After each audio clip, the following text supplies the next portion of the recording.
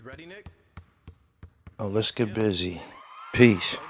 Peace to everybody that's tuning in to the dribble. I got a special episode here. I've been waiting to do this. I have to complete the prophecy. You know what I'm saying? I've been running through all of these, these lyrical titans from the West Coast, man, and you were someone who was eluding me. And I really, really appreciate Mr. CR for putting us together. Tash, welcome to Gully TV. Glad to be here. Shout out CR and the West Coast Creations. No doubt. That's my peoples. Man, I got so many questions to ask you. So how about we go? I have to say this before we begin this. The first time I ever heard of the Alcoholics, I didn't take it serious at all. I'm gonna tell you why. First time I ever heard of the Alcoholics, a drunk nigga told me. He was a drunk nigga, drunk backpacker, devout hip hop head, but he one of the 40-ounce backpack drinking niggas. Where was you at? You was in New York? On the East Coast now. We in Pennsylvania. My man Marcus Davis, MD. Shout out to the MD. Okay. You know what I'm saying? My man MD. So he knows telling that. me, who he listened to. This in the early 90s. Telling me who he listened to. And he mentioned the Alcoholics, and I'm looking at this nigga because he one of the drunk 40-ounce drinking niggas and shit. You know what I'm saying? So boom, right? Shout out Marcus, nigga. MD.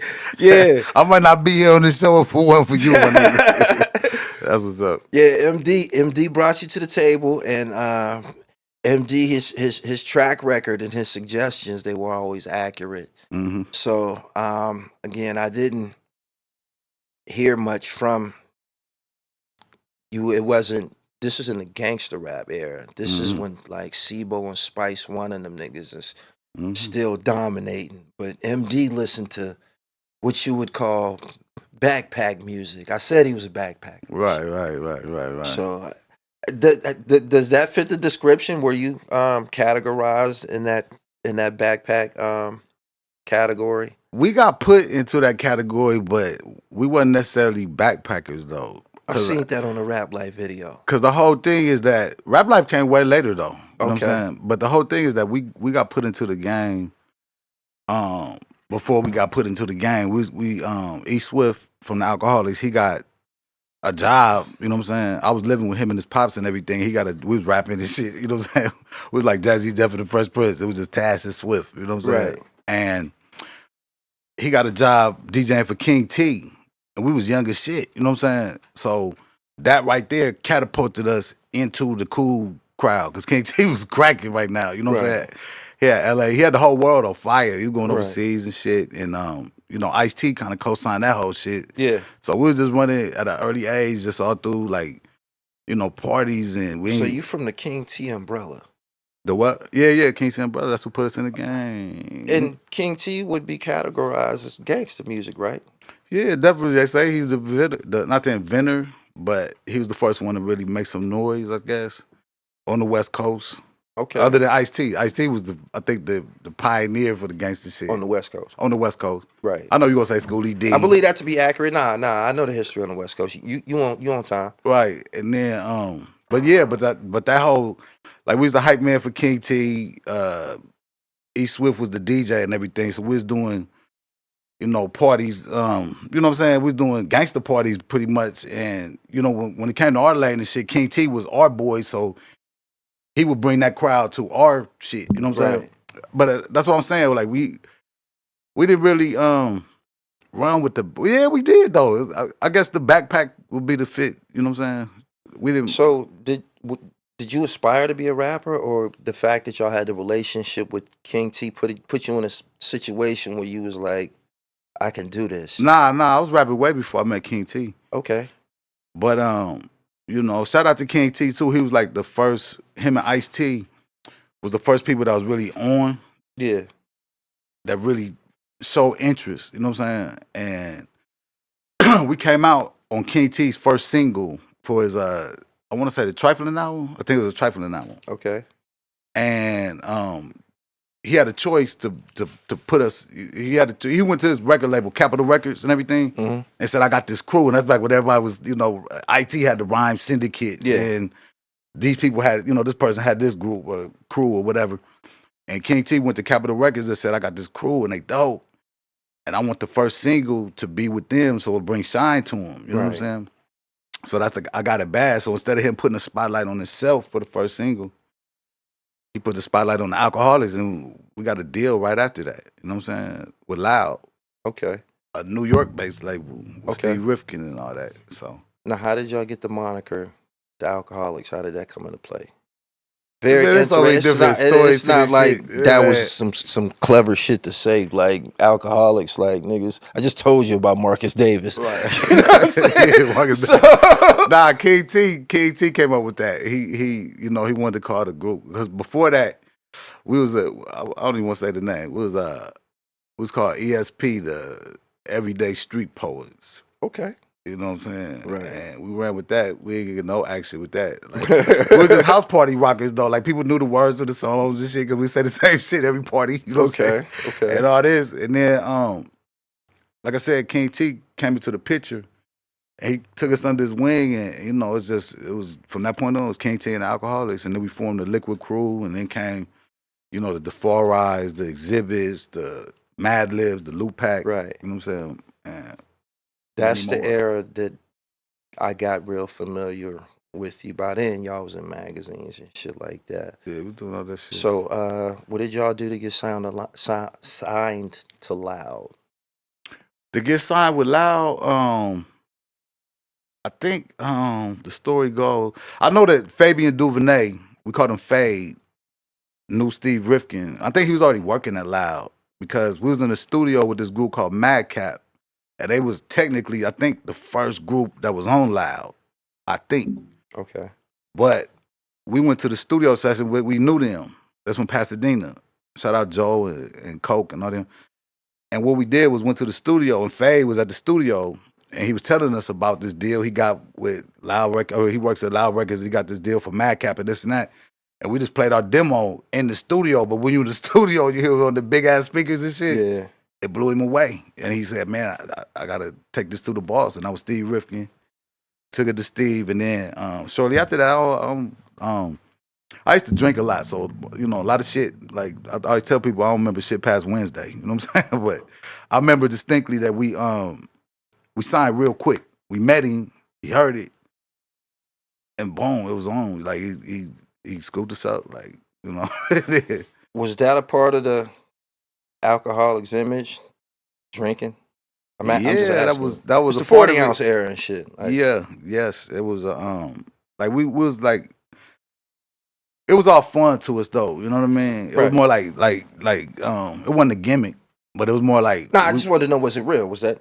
We party like the Black Beastie Boys. Okay. So that's what we did. And, you know, we got the footage. Like, it was before cell phone cameras and shit. But they got we coming out with this documentary. Y'all gonna trip. Like, no doubt. We drank a lot. And, you know, it was all a part of the fans used to, you know, they used to love us to spray beer on them and shit. Right. And, you know, like, we had a lot of white fans. I picked up on all of it. We didn't do it to the wrong crowd, but no, we did it to everybody. Now think about it, we sprayed beer.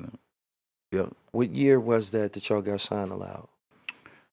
I think our first record came out in '93, so probably '92. Cause it was real quick. It was like real quick. We signed, boom, then. So y'all was there before Wu Tang Clan?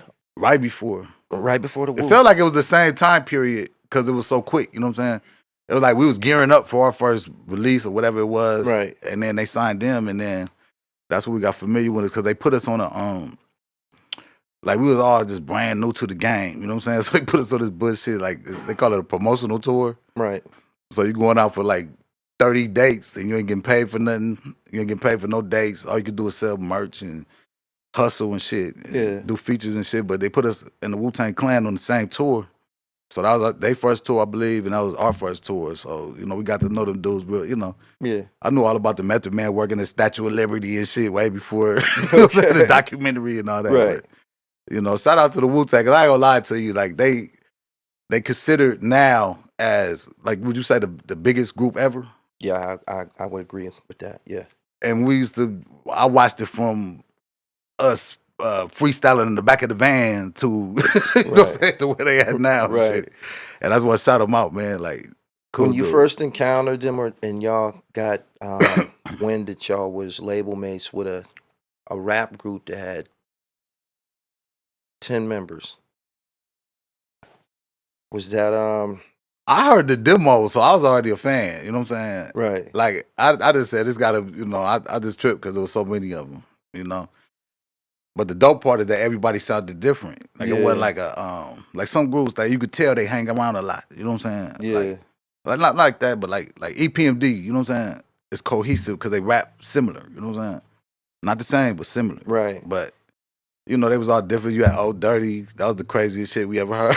You know, at the time, that was the craziest shit we ever heard. And you know, it just it skyrocketed. It was like they was out the gate. They was popping. You know what I'm saying? Right. You know, even on the tours and shit like that, they had to figure some shit out because early on, it was 10 of them and there's only like 3 mics on the stage, so they had to figure out who to pass the shit to with all this. Okay. But it was definitely an experience, man. It was dope though. Just I was there. That's what tripped me out. You know, Right. I'm like the Forrest Gump of this shit, man. So that would, being label mates with the Wu back then, that would probably. Oh yeah, you said y'all was touring together and shit. Mm-hmm. So you was able to develop a great relationship with Raekwon. Yeah, Raekwon's and that's how Rap Life came to light. Is that how that was birthed? Yeah, but I think it was because we was on the same label. Yeah. I think it was an idea, and what I wanted to do with that song, like basically, I had this whole other song that I was gonna drop by myself. You know what I'm saying? With nobody, you know, featured, no nothing like that. And it was the same beat, the Snoop and I think Exhibit on it. The what's the name of the song? It's don't. I can't remember the name of it. Next episode, I can't remember. But anyway, they had the same beat, so we had to think of a backup plan immediately. You know what I'm saying? So it was just a couple calls and shit, and they hit him up, and he was with it. And we shot the video in L.A. And I co-directed the video. The whole shit with the sharks and all that, and the dates on the lawnmower. Listen. I ain't get no co-director shit, but listen, right? What was the budget for that video? I watched it recently. That's what videos used to hit, man. Like they used to hit you.